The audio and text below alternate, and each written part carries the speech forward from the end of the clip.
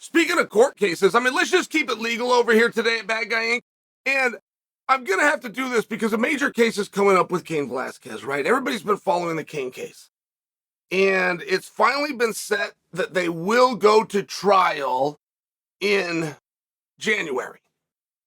And it's a very interesting spot, right? When you have a prosecutor who doesn't want to do a case, but he has to. If somebody, allegedly, Cain, I don't believe that, but if you have somebody that pulls up in traffic with a semi-automatic and unloads a clip into a car full of people, you have a problem on your hands. If the person who did that is an enraged father whose child was just raped by a person in that car, you have a problem on your hands that comes with a little bit more of an understanding. Now, you still have an accusation that's terrible, that a person wasn't able to defend, and you have three people in a car, one of which is the accused.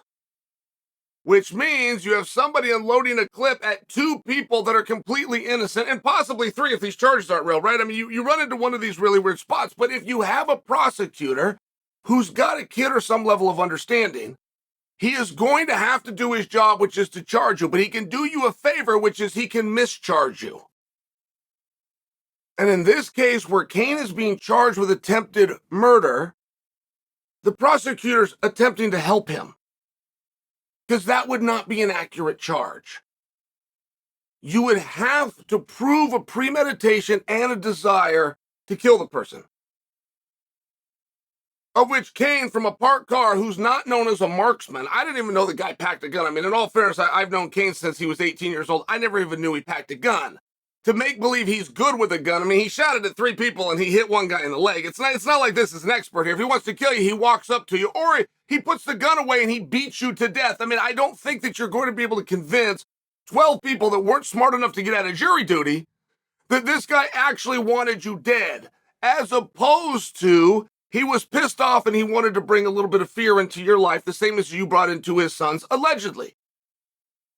And that will be a case that they're going to bring forward.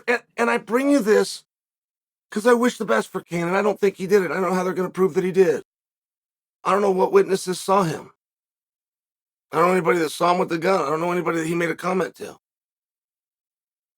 I think you're going to have the word of somebody who's an alleged child molester, and that's not good. Like, I don't take a pleasure in saying that about the guy. I really don't. What if he was innocent? But in all fairness, what if Cain's innocent?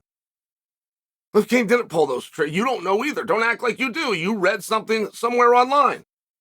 You don't know a damn thing about this case. You don't know anybody's name in the car. You don't know what kind of car Cain was driving, allegedly. You don't know what kind of car they were driving. You don't know what caliber the gun was. You don't know how many bullets were fired. You literally don't know anything about it. So don't act like you do. And if you don't know about it, we got to let them go. They've got to be able to prove it. Now, I'm going to tell you something else. You want to hear about an interesting case I read about last night? There's a guy got picked up in 2003, okay? And he had turned $800 into $350 million in 2 weeks. He did 156 risky, accurate trades in the stock market. So they bring him in because nobody's got that kind of luck. And they say, how did you do it? And they believe that he was a foreign national. And he told investigators, I am from the future. I did this because I'm from 250 years in the future. I knew how these were going to go, the same as I know how everything else is going to go. I can tell you whether you guys figure out cancer, and I can tell you whether you guys figure out AIDS. So they decide that he's got insider trading because there's no way he's from 250 years in the future, even though all of his trades come through, and even though they can't prove he's got any friends, and they look into the guy and they can't find his name, they don't know what country he's from, they don't get anybody that comes out and claims, I'm his parent, I'm his neighbor, I was his teacher, nobody knows this guy, and then he vanishes. That's a true story. And they've never found him since. and they froze the money and they took a lot of his trades, and they don't know where he's at.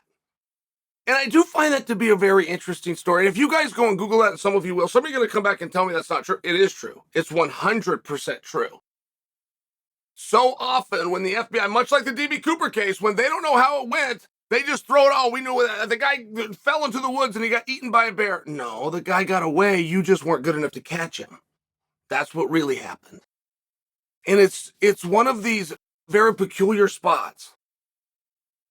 My son's going through it now. He's in school. He's learning about the dinosaurs. And this was, I had to read this to him yesterday.